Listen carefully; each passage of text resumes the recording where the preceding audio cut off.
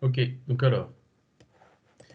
il faut savoir que jQuery, en fait, c'est une bibliothèque JavaScript libre, multiplateforme, créée pour faciliter l'écriture de scripts côté client, dans le code HTML des pages web. Donc elle est créée pour faciliter le script côté client dans le code HTML des pages web. Et alors, je vois qu'ici, pas le dashboard. Et donc alors, une page web, je rappelle, c'est une page qui a une structure grâce à l'HTML, une mise en forme grâce au CSS et une interactivité. Donc alors, on peut la rendre interactive grâce au JavaScript. JavaScript est un langage un peu moins strict. JavaScript, oui. Un langage un peu moins strict dans le sens où elle est un peu permissif en fait. Et donc alors, pas très bien structuré. Donc alors, bah, depuis le temps, ben voilà, donc il y a des développeurs qui se sont mis à développer des librairies pour organiser donc ce code et pour le rapprocher à un vrai langage côté serveur, comme Java par exemple, ou bien C Sharp, ou bien PHP. Et donc alors, on a introduit pas mal de choses. Et alors, on l'a fait évoluer jusqu'à ce que, voilà, à un moment donné, avec le TypeScript, voilà, on s'est vraiment approché à un langage qui respecte le paradigme orienté objet, c'est-à-dire que avec JavaScript, en fait, on peut créer des classes, on peut faire de l'héritage, on peut avoir des interfaces, et donc alors on peut profiter de la puissance de la programmation orientée objet. Maintenant, il y a cette librairie jQuery. Donc, comme d'autres librairies, hein, donc vous avez Angular, jQuery, donc React.js, Vue.js, pas mal de librairies. Sauf que jQuery, en fait, est spécialisé dans le requêtage des éléments HTML, donc du DOM. Et donc, alors, avec jQuery, on va pouvoir créer des requêtes poussées pour pouvoir sélectionner des éléments et prendre le contrôle sur ces éléments. Donc, alors, ce qu'on va faire aujourd'hui, c'est ce que vous avez fait avec moi hier, sauf que d'une manière encore plus simple. Et c'est ce qu'on va voir maintenant avec jQuery. Donc alors, ce qu'on va faire, on va pratiquer tout cela. Donc alors, ici, je vais créer un nouveau projet. Euh,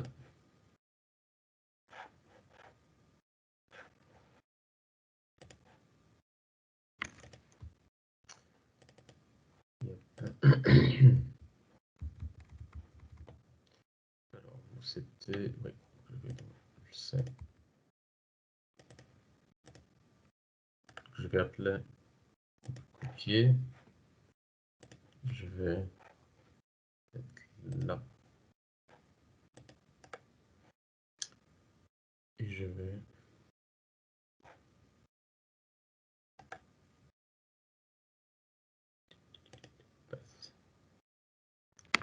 Je relance celui-là.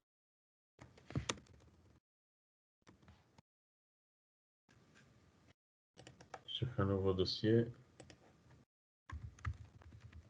jQuery.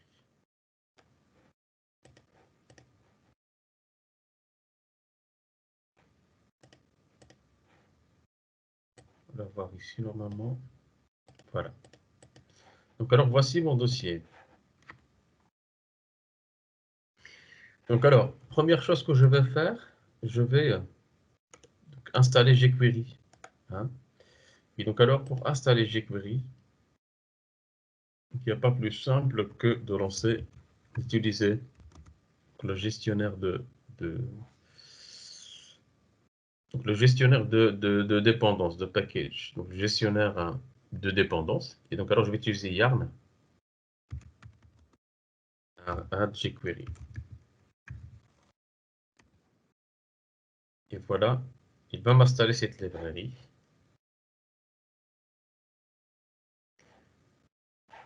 Et si vous regardez, j'ai ici le node module avec la librairie jQuery. J'ai tout ce qu'il faut ici.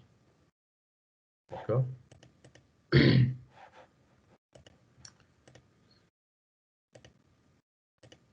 euh,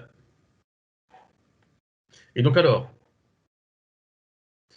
ici, donc alors pour commencer à utiliser jQuery, parce que quand je vous expliquais, Donc jQuery manipule donc, le DOM. Donc jQuery manipule le DOM. Donc je vais juste voir. Donc,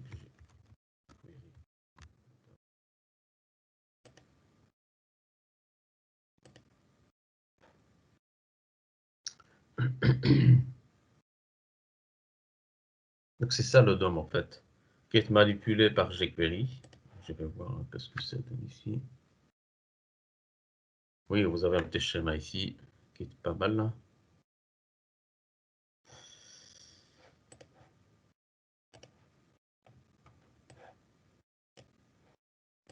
Donc alors, j'avais bien expliqué que jQuery va nous aider à manipuler le DOM et que le DOM en fait c'est juste une page HTML.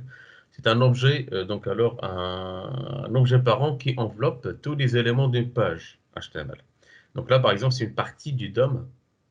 Et dans cette partie, vous voyez les paragraphes, les divs et ainsi de suite. Et là, par exemple, donc alors pour atteindre par exemple ce paragraphe qui se trouve dans une div, eh bien qu'est-ce qu'on fait? On va simplement dire à jQuery, OK, donc tu vas me chercher les divs, prepend, et tu vas alors ajouter à cette div un paragraphe. Donc this is prepended paragraph. Voilà. Bah, ce que je voulais vous montrer, c'est simplement voir un peu comment le jQuery peut manipuler en fait le DOM. Donc ça, c'est la version avant d'une div avec un label et avec un paragraphe. Ici, par exemple, j'aimerais, souvenez-vous, hein, on a créé hier un paragraphe et un span et on les a ajoutés. Donc alors, dans le code via JavaScript. Maintenant, ça, on peut le faire grâce à des fonctions jQuery. Là, par exemple, donc si je veux ajouter un paragraphe juste avant cette div, ben, je sélectionne cette div. Donc alors, il y a une fonction $. Ensuite, je vais mettre point before, c'est-à-dire avant cette div. Eh bien, tu vas ajouter un paragraphe. This is a new paragraph. Celle-là. Il va l'ajouter juste avant. Ici, voilà, donc j'aimerais ajouter donc alors une div à l'intérieur, un paragraphe à l'intérieur de cette div. Eh bien, j'utilise la fonction prepend. OK? Donc ensuite, ajouter, mais tout au début. Si je veux ajouter un paragraphe juste avant la fermeture de cette div, il y a une fonction. Donc alors, .append. .append qui va faire ça. Et sinon, vous avez la fonction .after. Donc alors, après la div, en fait, je peux ajouter ce paragraphe avec le .after. Voilà, ça c'est juste un exemple sur comment il y a des tonnes et des tonnes de fonctions, hein. Donc ici, juste pour vous montrer comment, avec ce petit screenshot, vous pouvez voir donc alors comment jQuery peut manipuler. Hop, comment on peut manipuler donc alors le DOM. Voilà. Ok. Donc alors, ce que je viens de faire, j'ai créé un projet. Donc j'ai installé donc jQuery. Ensuite, ici, bon, Me ici dire, les dépendances, ça vous l'avez vu avec moi. De quoi? pour faire un truc en jQuery avant, dans ton cours, tu as marqué prev, P-E-R-E-V, au lieu de before. C'est la même chose? Euh, Comme previous. de quoi tu dis? Ouais, Là, ici, tu parles de before. ouais. Et dans le cours, j'ai vu qu'il y avait P-R-E-V, prev. Next et prev. Ah, c'est dans quel slide ça? C'est le slide 10-16.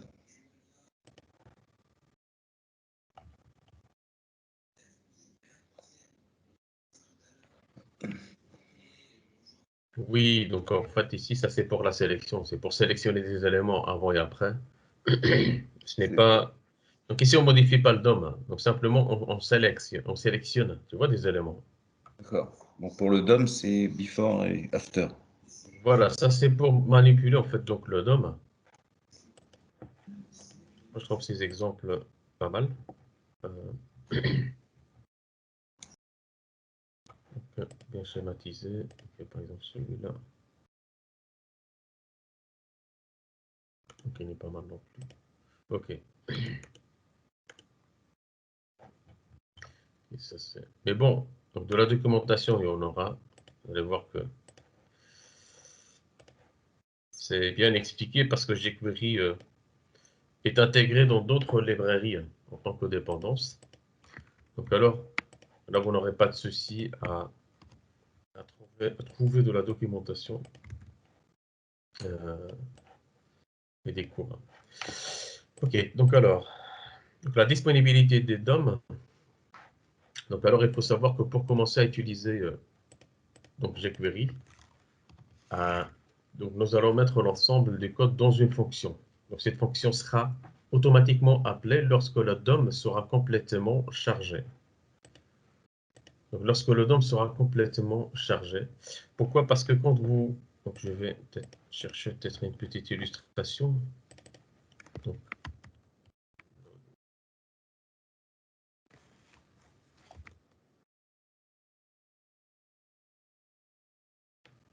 non, jQuery.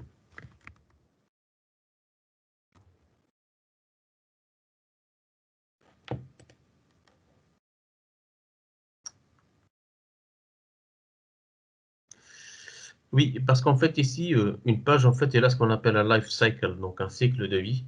Et quand on affiche une page, on va alors charger ces éléments. Donc alors si ici, comment dire, donc si ici la fonction before c'est une fonction JavaScript programmée à l'aide de jQuery, si vous ciblez cette div et que la page n'est pas encore chargée, eh bien, vous allez faire un appel sur un élément HTML qui n'a pas été chargé. Et donc, alors, vous aurez une erreur.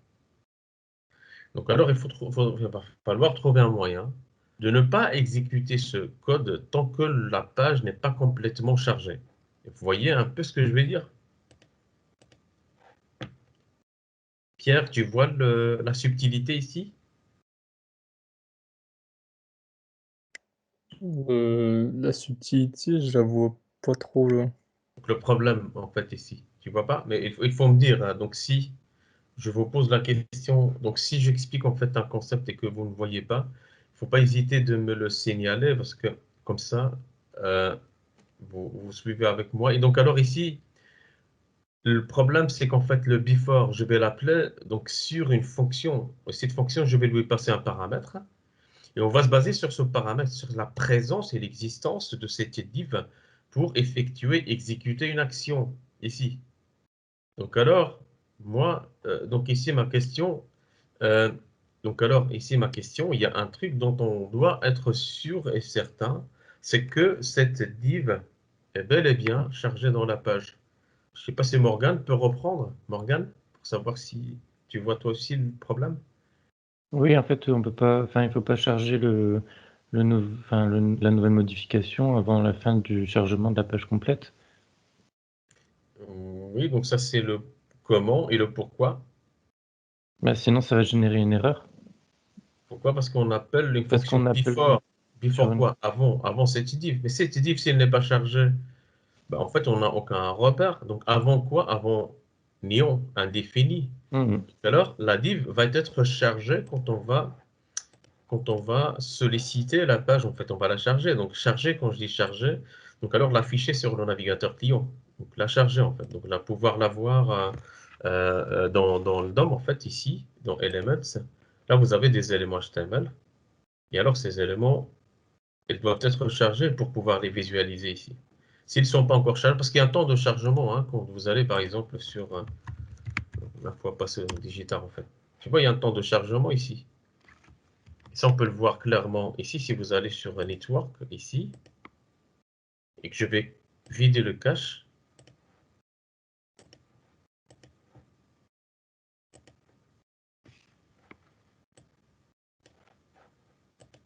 Vous voyez là, il est en train de charger la page avec les scripts et tout.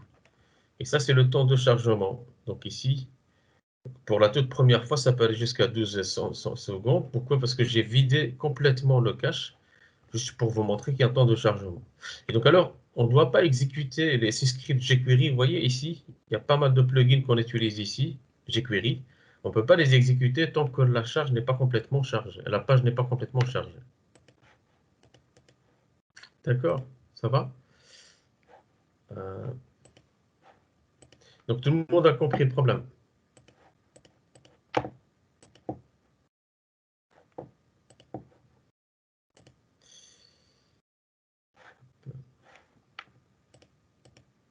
OK.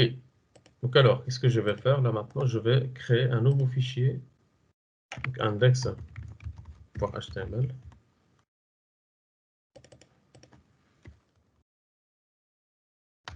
Index.html. Et donc alors, encore une fois, donc script src, je vais référencer. Donc alors, jQuery.mil.js. Donc jQuery.mil.js. Maxime verra le point .mil, à quoi ça sert ici? Pourquoi ne pas simplement référencer jQuery.js? Bah, c'est pour pas surcharger la librairie. Parce C'est que une librairie minimaliste en fait. Elle n'est pas complète. On prend juste ce qu'on a besoin. Ça charge plus vite. Et de ce fait-là, ça change plus vite comme elle est minimaliste. Je ne pense pas. Je ne pense pas que c'est une librairie minimaliste, parce qu'il y a une autre version de jQuery qui est jQuery.slim. Celle-là est minimaliste, c'est-à-dire qu'elle ne contient que l'essentiel. Celle-là, elle contient tout, en fait. Et pourquoi .min? Parce qu'il n'y a pas d'espace, il n'y a pas de saut de ligne, il n'y a pas tout ça. C'est ça. Si je vais voir ce fichier-là, regardez. On a minifié, on appelle ça. Il y a des plugins qui permettent de faire des minifications. On a minifié cette librairie, pas d'espace. On a même renommé des noms de variables qui ont une taille longue, en fait, à des petits, voilà, des noms donc de taille minimale. alors, elle sert à quoi la jQuery.js? Donc alors, la jQuery.min.js, c'est une version minifiée. Voilà, comme ça, voilà, si je vais voir, par exemple, ici, dans dist, Oui, mais la version non minifiée sert à quoi? oui, Si donc tu veux alors, aller voir dedans. Les versions minifiées, en fait, on enlève les espaces et les retours à la ligne.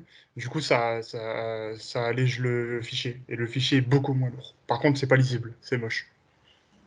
C'est un gros paquet où ils vont aller jusqu'au bout de la ligne et revenir en bas. Il n'y a pas de retour à la ligne. Qui va lire ces librairies? Bah, si tu as besoin ici, d'une certaine fonction, il faut que tu ailles voir comment ça fonctionne. donc alors ici, comme tu vois, donc ça c'est la jQuery.js, donc elle pèse 282 kg, ok. Et pour le même contenu, en fait, donc en minifiant cette version, donc alors, donc ici j'ai la jQuery.mil.js, celle-là elle ne pèse que 88 kg, Ouais. ce qui augmente la performance du site web, donc le chargement du contenu de la page, tu vois. Grossièrement, il y a 120 kg d'espace. Kilooctets Ouais. d'espace. Big fichier, attention. Ouais, il y a les espaces. Tu sais, quand on fait le Alt-Shift F pour me mettre en forme, bah eux, on dégage tout, puis c'est... Donc ici, vous voyez un petit peu le... Voilà, donc on utilise le point min, donc histoire d'aller plus vite. Donc alors, donc je continue. Ok, donc alors ici, donc je référence la librairie.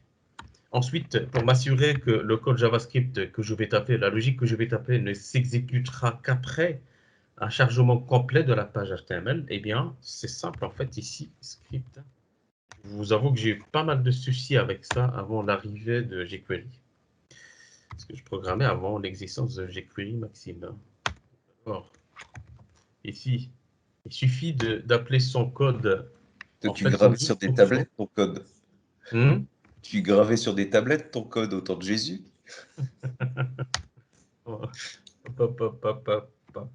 Pas jusque-là, mais... Je sens que Maxime veut se faire interroger toute la journée.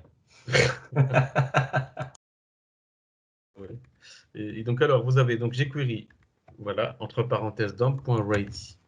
Une fois que vous faites ça, et donc alors dans ce ready, et hop, là vous allez appeler donc function, entre parenthèses. Ensuite, vous faites comme ça. Et c'est ici que vous pouvez taper un code en jQuery. Donc là, vous pouvez utiliser les fonctions qui ont été programmées pour vous. Hop.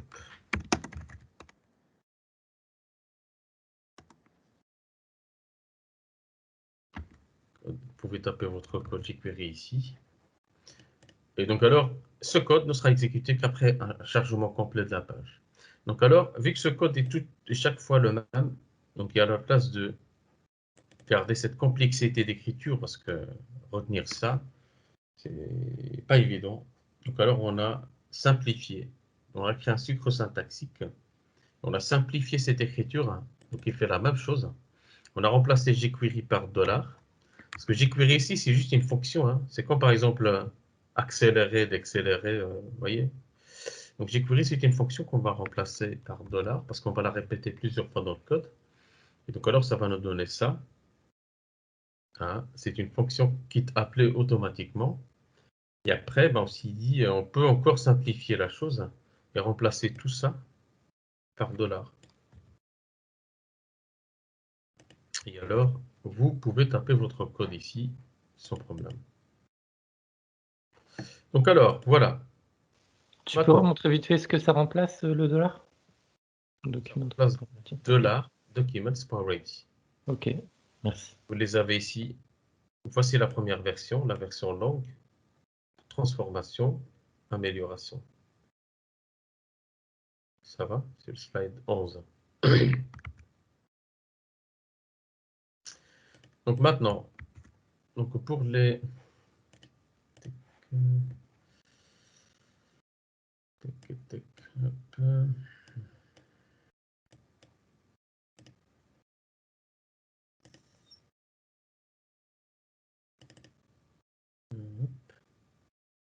Donc maintenant, je vais vous montrer comment fonctionnent les sélecteurs. Donc les sélecteurs, et donc alors, hop. Donc je vais mettre un code HTML.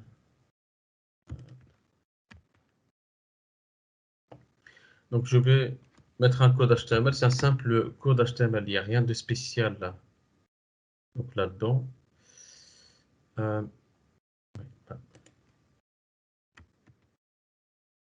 comme ça. Je vais plutôt taper ce script dans une page externe. Comme ça, je sépare la structure de la présentation CSS de l'interactivité JS. Et donc alors, je vais créer ici un dossier A7. Et à l'intérieur, je crée un dossier donc JS. Et à l'intérieur, je crée un fichier main.js. Voilà. Donc alors simplement, je vais prendre ce bout de code. Je vais le mettre ici. Je vire script qui est là. Sauvegarde. Et voici mon... C'est ici que je vais implémenter ma logique jQuery. Donc alors, hop, hop. Donc alors, qu'est-ce que je vais faire? Donc je vais créer un H1 ici.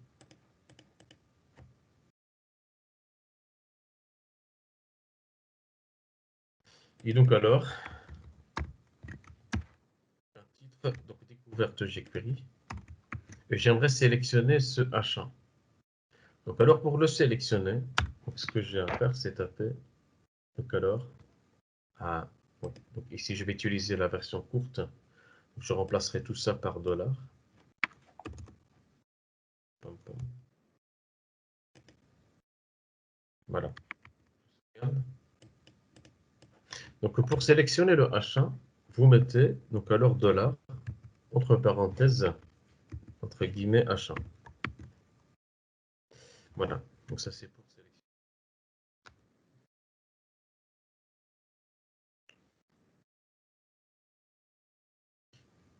Donc on peut faire appel à des fonctions là. Donc alors ensuite, donc si vous avez par exemple une div avec un identifiant, je l'appellerai mon ID. Et dans cette div, je vais créer un paragraphe. Donc alors, je vais mettre un contenu pour ce paragraphe. Et que j'aimerais donc sélectionner cette div à partir de son ID. Donc retenez bien, tout ce que vous avez à faire, c'est encore une fois donc la même chose. Et vous tapez l'ID ici. Bien sûr avec le dièse ici, donc mon ID.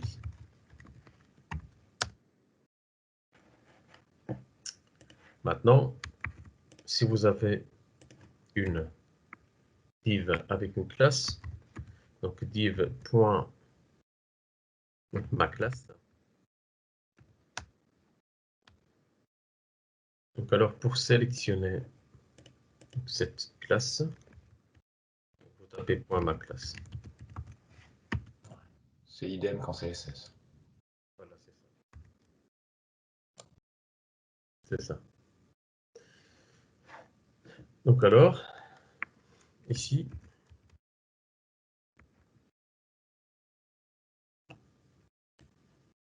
maintenant je vais vous montrer comment on peut atteindre un enfant.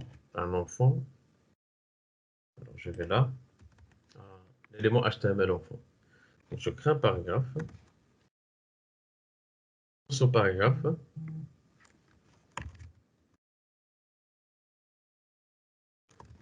je vais ajouter un lien.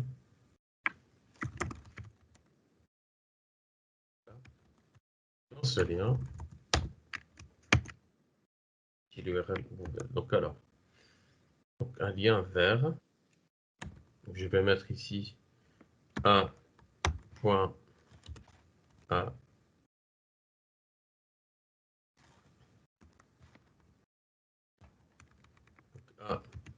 href, donc qui est égal à donc h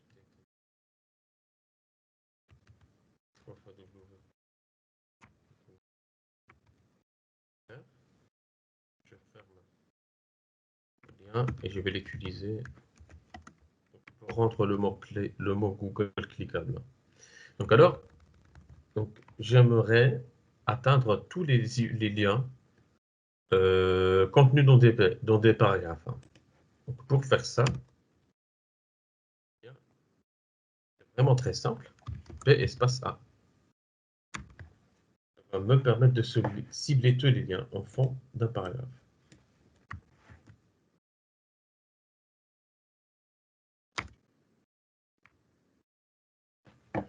Et je peux aussi faire des sélections multiples, donc c'est-à-dire cibler les H1 et les paragraphes. Donc alors ça je peux le faire simplement en mettant H1, virgule, P.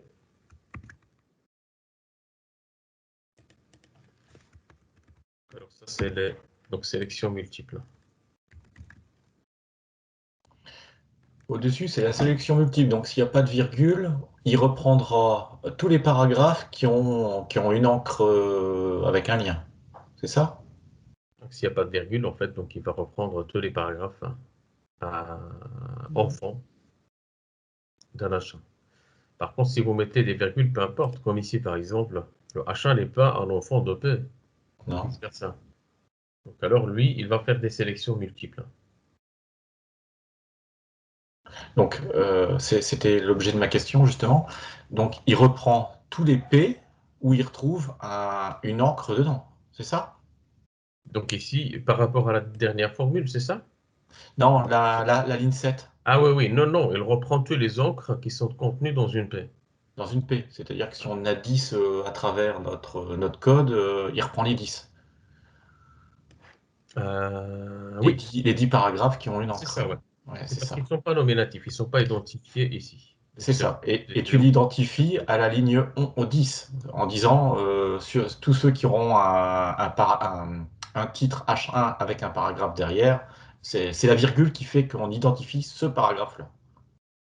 Donc alors la virgule fait en sorte que ici on va scanner cette page et à chaque fois qu'on Ouais. va rencontrer un H1, et hop, il est sélectionné. Chaque fois qu'on va rencontrer un paragraphe, peu importe, on va pouvoir le sélectionner. Parce qu'il y a vu un H1 et un paragraphe. Ok. Ouais. Il est plus sélectif de ce fait-là. Ok.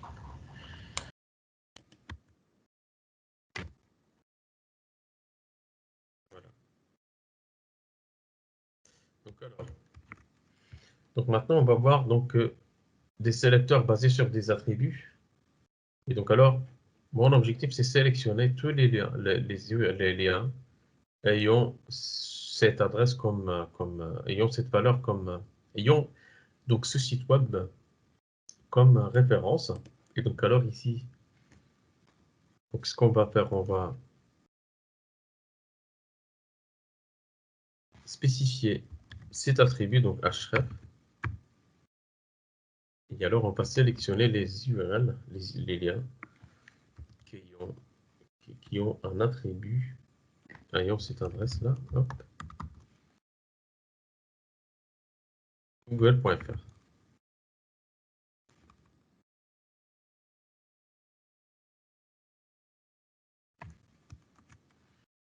Mais on peut simplement dire que voilà, donc tu sélectionnes tous les éléments HTML qui ont un href tout simplement, peu importe l'URL qu'on a spécifié. Donc alors dans ce cas-là, c'est plus simple, on fait comme ça, mais ne pas oublier les crochets et puis on va mettre href.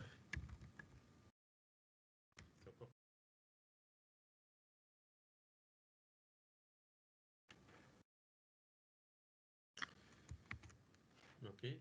Donc maintenant, on peut mettre en forme donc nos éléments HTML. Donc soit alors ici, on va alors sélectionner le H1, on va utiliser ce qu'on a tapé tout à l'heure, et on va faire appel aux règles CSS. Et alors, pour les H1, donc j'aimerais donc attribuer la couleur blanche au texte de ces H1. White.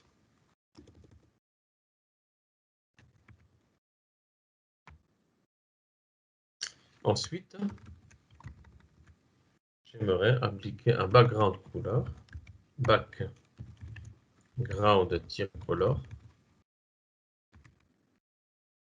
background de quoi de gray.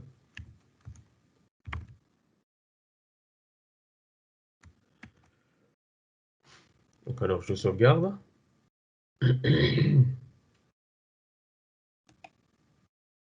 Donc j'affiche la page.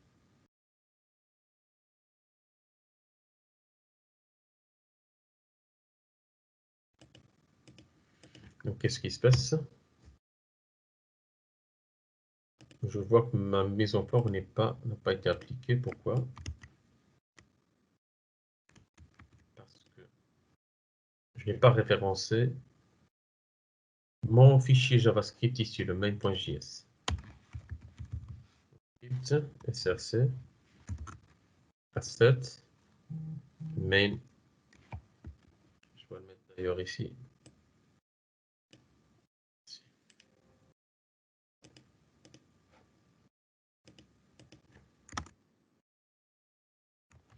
Et je sauvegarde. Donc là maintenant, voici mon titre. Donc formaté. Une deuxième version de cette écriture. Donc alors, c'est ce qu'on appelle des méthodes en chaîne. Donc c'est un appel, mais avec chaînage. Donc alors ici, ce que je vais faire, prendre ces deux lignes de code. Et ici, donc alors je vais simplement mettre un point CSS et je vire ça. Alors, j'appelle cette méthode. Donc il va mettre en forme le H1 ici. Et il va me retourner le H1 mis en forme en appliquant cette règle CSS. Donc alors, le retour de cette méthode, ce serait le H1 avec une couleur blanche. On va récupérer le retour de cette méthode, ce sera l'input de cela, la même fonction. Donc alors, on va appliquer une deuxième règle CSS, et ce qui va nous donner le même résultat. Si je commente avec CTRL cassé et que je rafraîchis ma page, il n'y a rien qui change.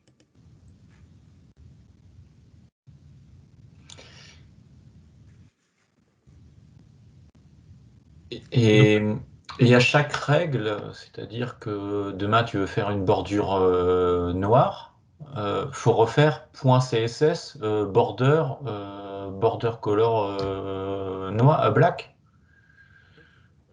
Faut refaire à chaque fois à chaque règle en fait on fait ça.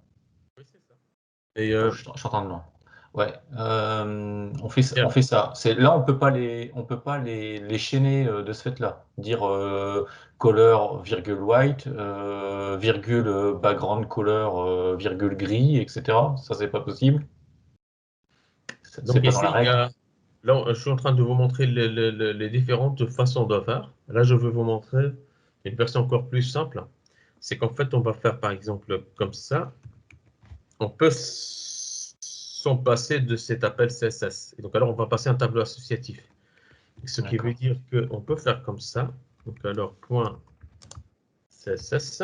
Et là, je vais faire quoi? Un tableau associatif. Et alors, bah, ici, je vais spécifier donc des règles CSS avec leur valeur. Donc, texte align.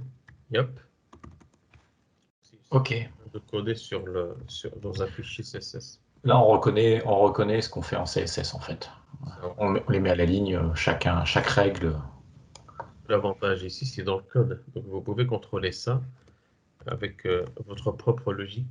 Et là, vous ramenez le CSS dans votre zone de confort, vous développeurs. Parce que vous voyez un petit peu, vous avez le contrôle sur le layout, le rendu final. Voilà. Et de ce fait-là, tu n'as plus qu'un fichier HTML et un fichier JS. Le fichier CSS n'a plus lieu d'être, si? Si. En fait, on combine un peu les deux. Parce que D'accord. vous n'allez pas contrôler toute la page avec une logique. Là, il y a des Avec parties statiques. un JS. Oui, donc vous avez des parties statiques qui restent fixes. Ça ne sert à rien de les mettre dans un fichier JS. Vous, peut-être, c'est dans une zone bien spécifique qui affiche un tableau avec des statuts. Tu vois ce que je veux dire? Mais pas. Vous n'êtes pas obligé de choisir l'un ou l'autre. Vous faites la combinaison qui vous facilite la vie, en fait. Mhm. Et pour bien comprendre, à quel moment donc on utilise un JS et à quel moment on utilise de ce fait-là un CSS? Bah oui, Parce donc tu que tu utilises parlais en de choses fait. fixes, etc. Oui. J'ai un Donc, peu du mal à cadrer, donc alors ici, si je vais prendre un exemple concret.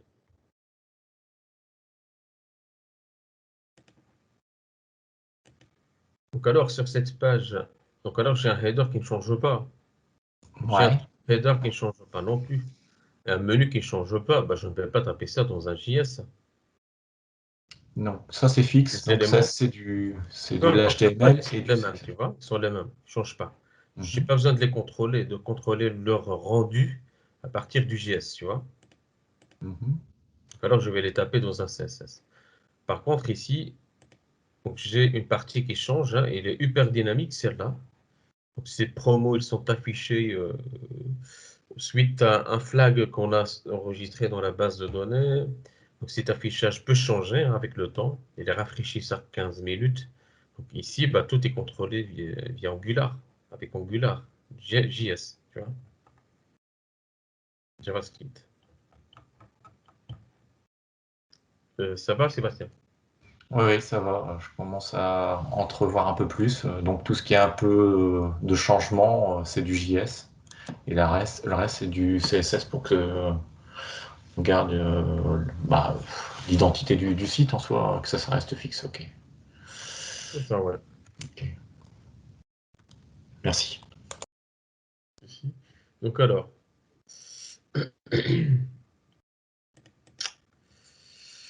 Pam, pam, pam. Donc, ok. Donc, alors, je continue.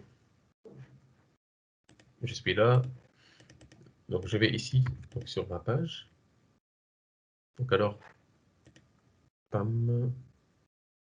Donc, je vais ajouter un, un nav, donc une section sémantique nav. Tac. Je sauvegarde. C'est une simple nav avec un H2, UL, et puis un petit menu ici. Et donc, alors, ce que j'aimerais faire, c'est sélectionner cette section. Donc ici, c'est des exemples pour vous illustrer la...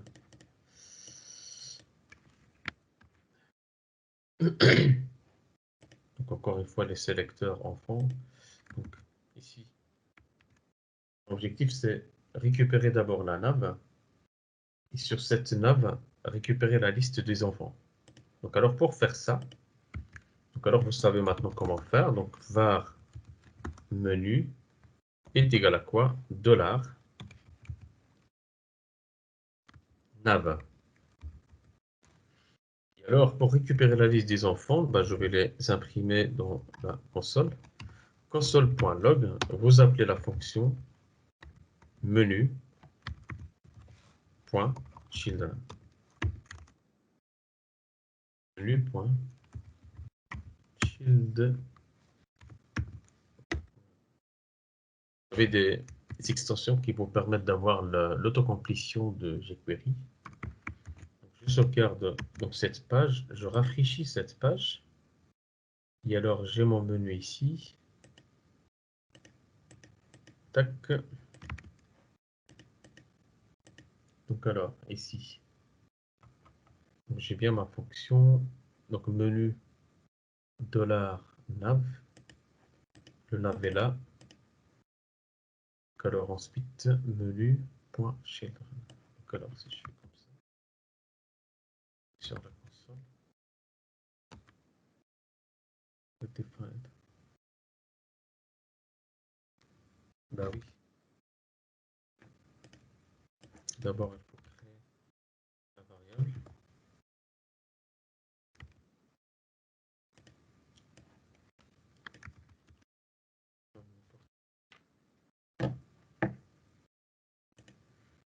Et voilà. Donc, je peux récupérer les enfants, en fait, ici. Donc, vous avez un H2, là.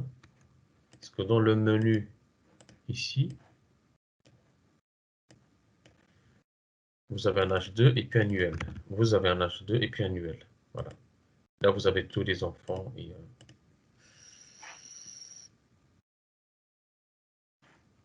donc, alors, si vous voulez sélectionner que les éléments enfants, parce que dans votre nav, vous avez pas mal de UL, vous avez des H2 et des paragraphes et des divs, vous voulez sélectionner que les UL, eh bien, vous avez la possibilité de filtrer lors de la sélection.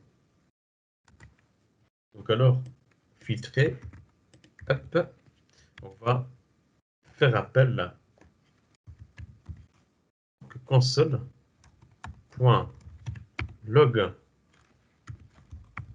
menu.children. Et là, on va spécifier l'élément enfant sélectionné. Voilà. Donc alors, ici, je ne sélectionnerai que les UL. Voilà.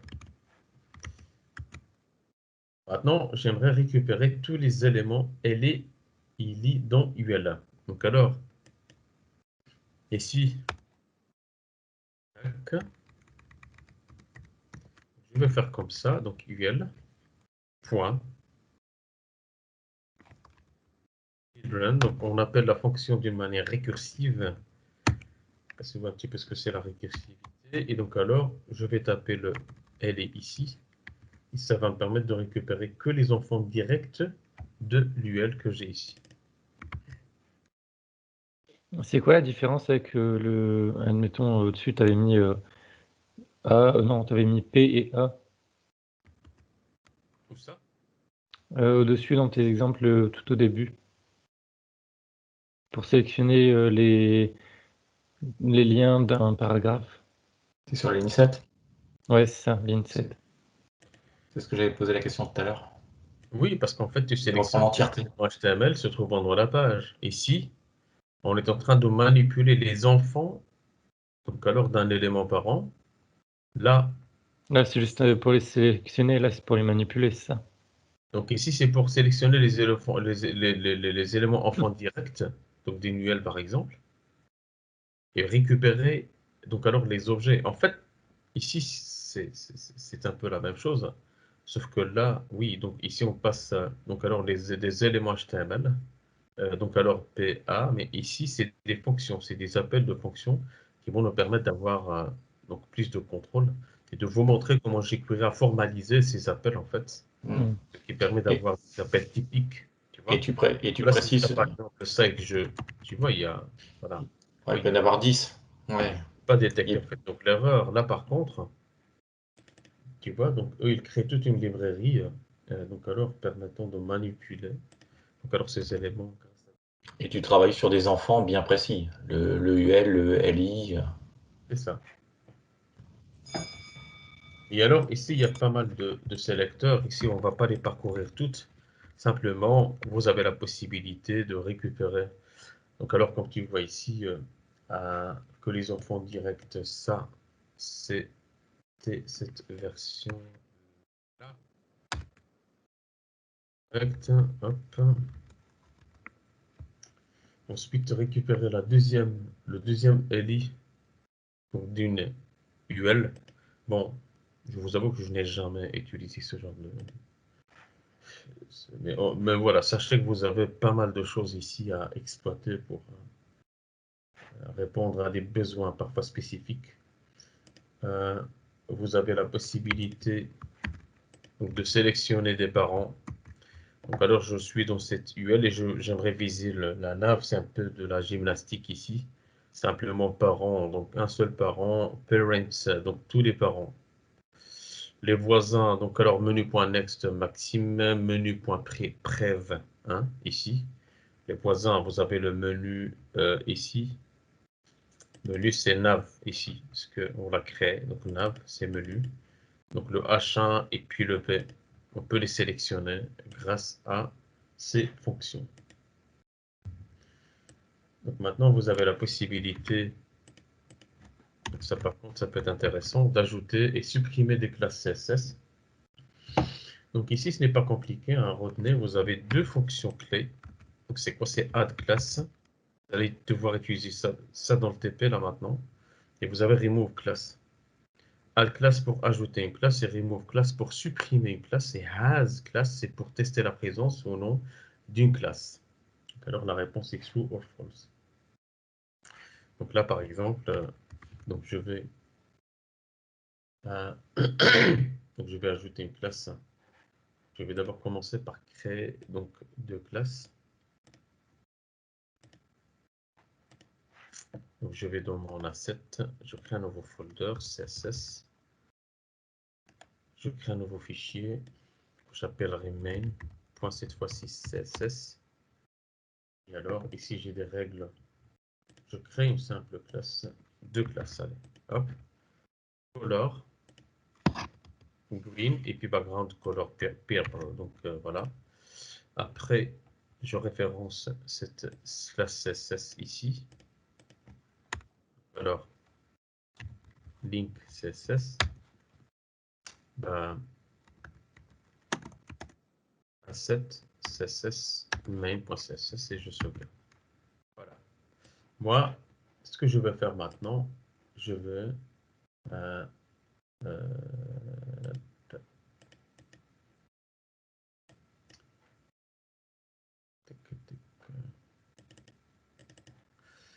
donc ce que je vais faire, donc je vais ajouter une classe à ce H2 là ici. Donc le magasin propose une classe CSS. Et pour faire, voilà, on manipule les deux en même temps, d'accord? Je peux créer des classes ici, les appeler à partir de là. Donc alors, je vais d'abord vérifier si, donc alors ce H2 a déjà la classe donc color green, je vais la retirer. Sinon, je vais l'ajouter. Je vais ajouter l'autre classe. Donc alors, c'est un toggle en fait. Si j'ai color green, si color green est appliqué sur le H2, je le retire et je le remplace par le background color purple et vice versa. Donc alors pour faire ça, c'est ce qu'on avait fait hier, hein, donc avec une version avec Java script. Donc alors, tac. Première chose, c'est sélectionner d'abord le H2. Et alors, sélectionner le H2 revient à taper, voilà, donc $H2. Point. Je vérifie avec has. Alors, je n'ai pas d'autocomplétion, c'est pas la fin du monde. Donc, has class color green.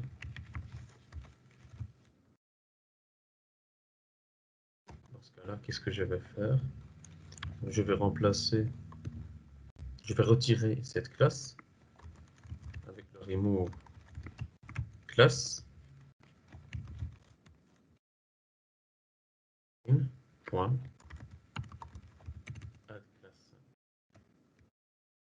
Et alors je vais ajouter, bon, je vais faire un retour à la ligne ici. Je vais ajouter cette classe.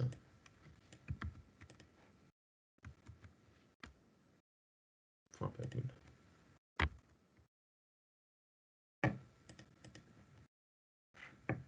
Je rafraîchis ma page.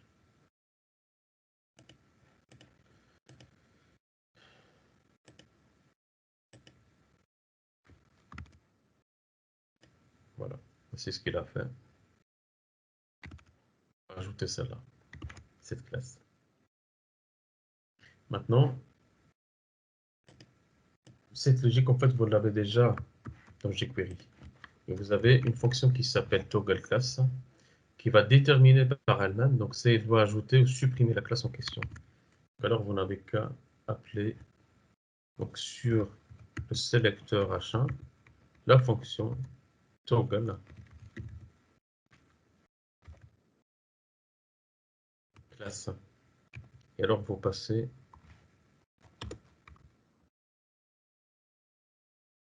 un color-green.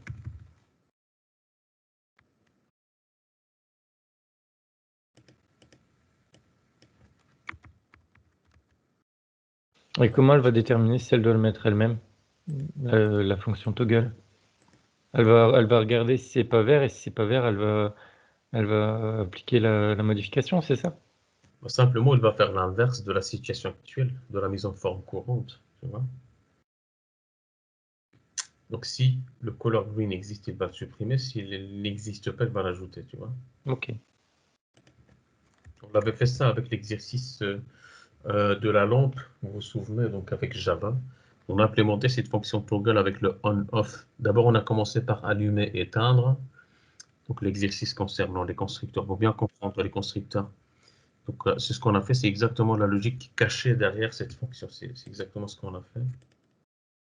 Maintenant, on aimerait quand on clique en fait sur le magasin, il passe d'une mise en forme à une autre. Donc, pour faire ça, on va utiliser alors les événements, mais les événements version jQuery. Donc alors une version un peu plus simple à lire et à comprendre. Donc alors, ici pour les événements, voici la syntaxe. Donc alors, on tape le sélecteur ici. On appelle la fonction on, c'est-à-dire donc lors d'un tag, ça peut être un clic, un survol, un double clic, eh bien exécute cette logique. On appelle une fonction de callback. Suite à cet événement, tu exécutes cette fonction. Pour vous illustrer ça, donc alors on va faire comme ça. Sur les H1, on, suite à un clic, hein, tu vas appeler la fonction. C'est ce qu'on appelle les fonctions anonymes en Java. Ce sont des fonctions jetables, c'est-à-dire moi je suis sûr et certain que je ne l'utiliserai qu'ici, cette fonction. Donc je ne vais pas la déclarer standalone, c'est-à-dire à l'extérieur de ces instructions, et puis l'appeler parce que je n'ai besoin qu'ici. Donc alors, je la définis inline, dans l'instruction même. Anonyme, question entretien d'embauche. Toggle classe, background, voilà, background.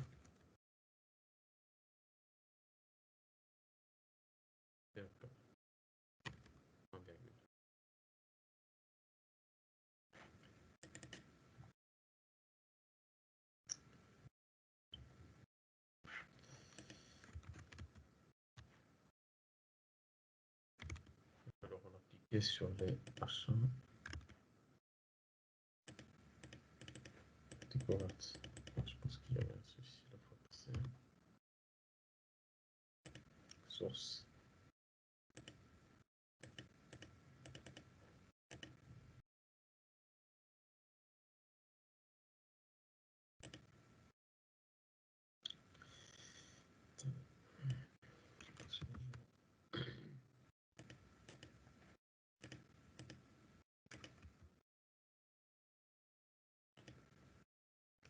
clique sur le achat.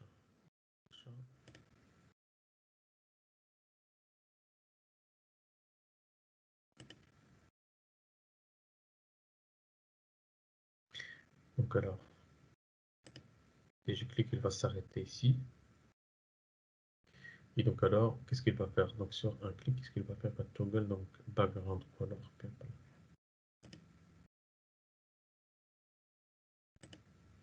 Background color purple. Si je vais voir ici. Donc alors, background color purple. Donc c'est quoi? C'est le background color.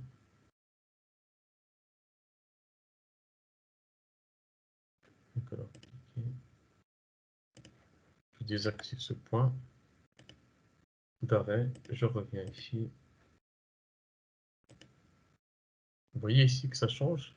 Là, background color purple. Si je clique, yep. Qu'est-ce qu'il me fait? Voilà. Il retire. Et si je clique, il ajoute. Retirer, ajouter. Retirer, ajouter. Mais il y a cette mise en forme.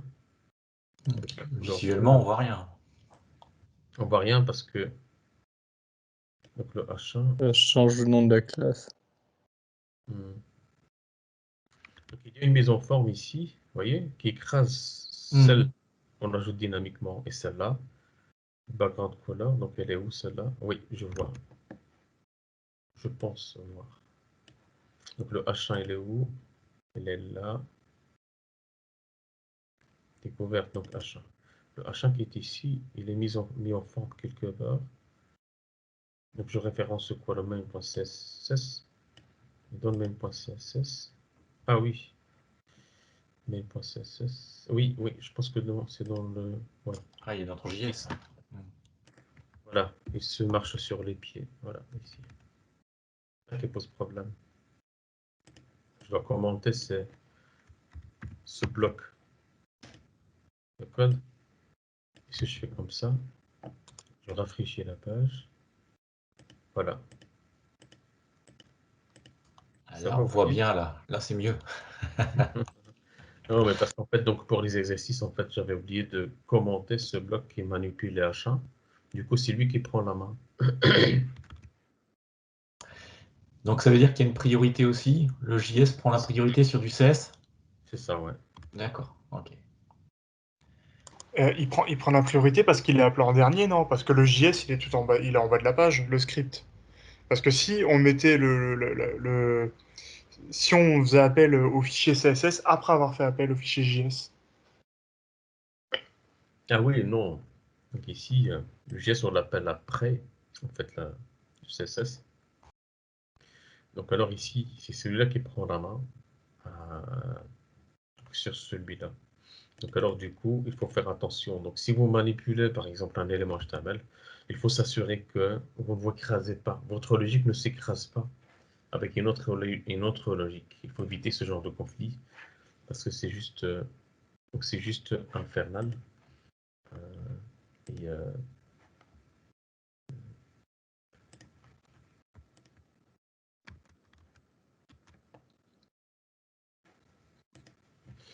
maintenant, vous avez cette partie qui est intéressante. Donc c'est les effets d'apparition et de disparition. Donc ici, vous avez des fonctions comme par exemple, lors de la disparition, vous appelez la méthode hides, la méthode show, sans effet, et la méthode toggle, apparition à la disparition selon état actif. Donc suite à une certaine logique, ben voilà, vous pouvez cacher des éléments et vous pouvez les afficher. Vous avez le fondu, c'est-à-dire une disparition en fondu, apparition en fondu, fade out, fade in, fade toggle. Vous avez des glissements, vous pouvez glisser des éléments. Slide up, slide down, slide toggle. Et là, je vais vous montrer donc, alors, un petit exemple. Donc, on clique sur la croix de l'alerte, donc faire disparaître l'alerte. Donc alors, donc ici, je vais ajouter une alerte dans mon code HTML. Alors, je vais créer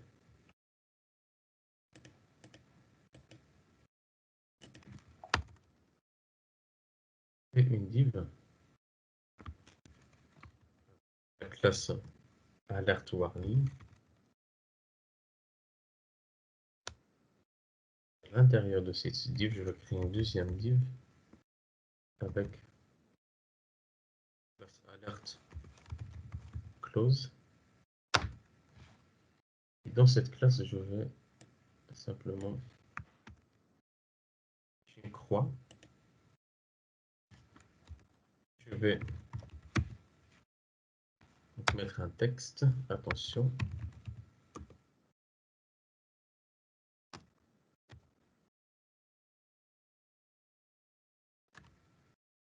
C'est une.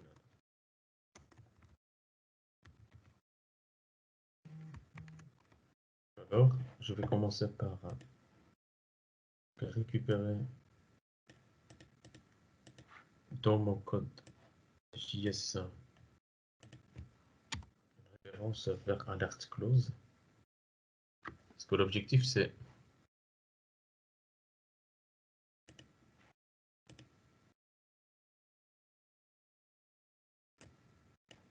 quand je clique sur cette croix, il faut que je ferme cette alerte. Je simule en fait une modale, mais bon. Donc alors, $, alerte, tirer close, sélecteur, je vais associer l'événement clic à cette logique fonction. Dans cette fonction, je vais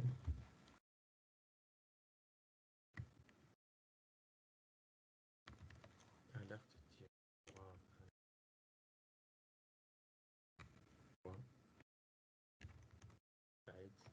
hop. Alors, mon objectif ici, c'est quoi? C'est quand je clique sur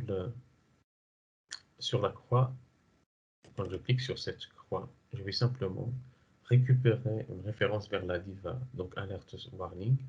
Je vais slide up, c'est-à-dire la glisser vers le haut pour la faire disparaître. Je vais sur la page. Voilà, vous voyez, je rafraîchis la page. Quand je clique, vous allez voir que ça va disparaître en slidant vers le haut.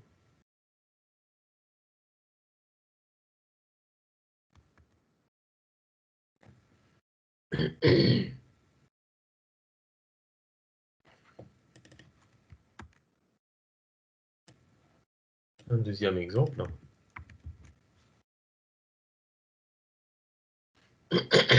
On peut mettre un timing de disparition. Oui, on peut fixer un timing de disparition. On peut contrôler la vitesse. On peut contrôler la vitesse et on peut simuler. Voilà. Donc je vais faire un petit exemple. Allez, je vais ajouter un bouton.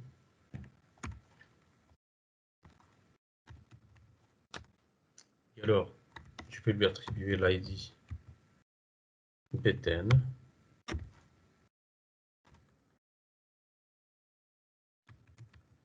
Démarrer. Et simuler le coucher du soleil. Une div. La classe soleil. Je vais dessiner une petite terre. La terre. Hop. Donc alors je crée deux divs. Ok. Donc alors je sauvegarde.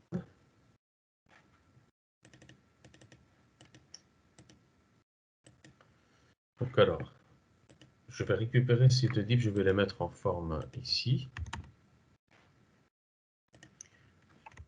Et je vais attribuer à la div soleil, donc le jaune, avec une largeur et hauteur de 200 pixels, avec une marge et un bordereau radius de 50% pour avoir un cercle. Et la terre, voilà, un background. Donc alors, couleur voilà, de la Terre et puis une hauteur de 300 pixels. Voilà. Ça va me donner un truc comme celui-là. Je suis en train de dessiner là en fait avec du CSS. Maintenant, ce que je vais faire, je vais simuler le coucher du soleil. Vous allez voir que ce soleil va coucher. Donc pour faire ça, donc alors, mon objectif c'est quoi? C'est à faire un slide up et je vais le faire en 30 secondes, peut-être. Ok. Donc un slide up, vous allez voir que le soleil va bouger. Tac. Et alors, bah, je vais simuler le coucher du soleil avec simplement ça. Donc alors, quand je clique sur le bouton démarrer, donc celui-là, eh bien je lance cette animation. Donc alors je l'ai dit, hein, cliquer sur le bouton, c'est-à-dire que je vais associer l'événement clic avec une logique que je vais exécuter là maintenant. Alors le bouton, il a un identifiant, donc dièse btn. Là, je viens de récupérer ce bouton que je peux manipuler à partir de mon code JavaScript. Et alors sur l'événement clic, je vais appeler cette logique. Et alors simplement, je vais prendre le contrôle sur la div soleil. On lui attribuer donc la classe, c'est-à-dire point donc soleil, point. Et j'applique un slide up de 30 secondes parce que là, les millisecondes, l'unité ici c'est en millisecondes. Je sauvegarde. Ici ma page. Je démarre le coucher du soleil et on va attendre. Vous allez voir que ça va bouger.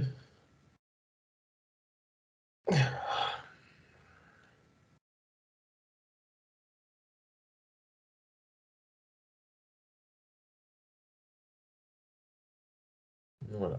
Hop, hop, hop. Et voilà, on peut aller faire la pause maintenant. Vous On voyez, va se avec un coucher. simple. De quoi? On va Ouais, se coucher. on va se coucher. Et n'oubliez pas vos réveils parce que sinon ça ne va pas le faire. Vous voyez, avec un simple appel, en fait, donc je peux faire voilà, des animations sympas. Euh, et ce genre ce genre de fonction, ce qu'on utilise avec jQuery, c'est pas. Est-ce que ça peut dépendre des performances de l'utilisateur? Ça veut dire si un utilisateur a un PC avec une config un peu qui date un peu ou qu'il a une connexion un peu instable, Ah non, est-ce que non, ce genre de fonction ça peut être embêtant? non, Et que non, c'est pas plus simple de mettre des trucs non, non, voilà, plus basiques. à ce niveau-là, non, non, non. Ça a été étudié, ça ne passe pas les performances. Maintenant, si vous utilisez 36 000 scripts, parce que ce que je vous ai montré, c'est un truc fait à la main. Hein, parce que des fois, il y a des latences sur des grosses pages web, il y a plein de scripts, et puis on clique quelque part, ça veut pas tout de suite, et puis parfois, c'est même pas nous, hein, c'est carrément la page qui est surchargée. Euh, Maintenant, vous faites appel à des scripts. Il y a pas mal d'animations. Maintenant, si vous avez compris comment on peut faire ça, vous pouvez récupérer des scripts. Maintenant, vous vérifiez, oui, vérifiez est-ce que ces scripts ils sont lourds et qui peuvent impacter le chargement de la page. Et vous avez pas mal d'animations. Oui, première chose à vérifier, c'est est-ce qu'ils ont fait leur preuve ou pas. Comme ça, tu es tranquille au niveau performance, parce qu'avoir un beau truc mais qui plante tout le temps, non. Non, non, ce genre d'animation, on n'est pas là, on n'est pas là. On peut franchement utiliser sans problème. Il y a pas mal de plugins jQuery qui sont vraiment très très sympas, qui vous facilitent beaucoup la tâche.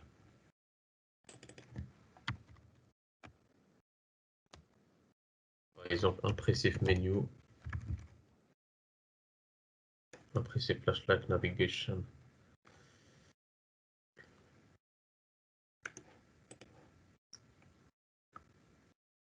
Donc, alors, qu'est-ce que j'ai là?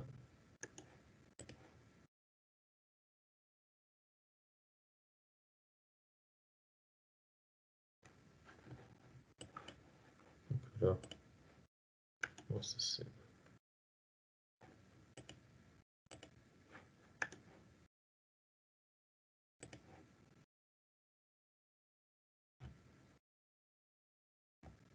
Ouais.